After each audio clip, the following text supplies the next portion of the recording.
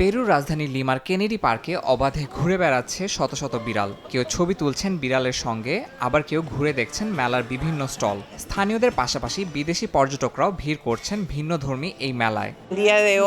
এই মেলায় পোষা প্রাণীদের জন্য বিভিন্ন পণ্য পাওয়া যাচ্ছে।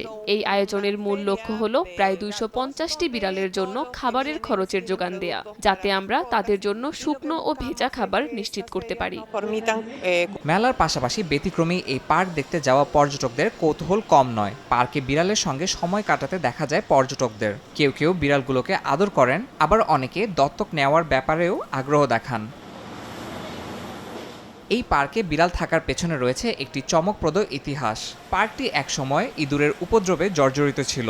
পরিস্থিতি নিয়ন্ত্রণে আনতে এখানে আনা হয় কয়েকটি বিড়াল, কিন্তু সময়ের সঙ্গে সঙ্গে সেই কয়েকটি বিড়াল থেকে এই সংখ্যা এখন 200-র বেশি। অনেকেই আবার পার্কে বিড়াল এনে ছেড়ে যান। এই ভবঘুরে বিড়ালের খাবারের সংস্থান করতে স্বেচ্ছাসেবীরা আয়োজন করেছেন এই মেলার।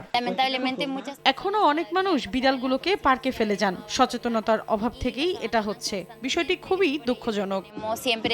স্বেচ্ছাসেবীদের এই উদ্যোগের পাশে দাঁড়িয়েছে স্থানীয় প্রশাসন।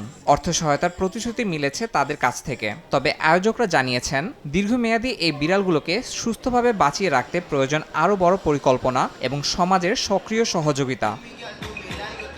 ইয়াসিন মোহাম্মদ জিসান, সময় সংবাদ।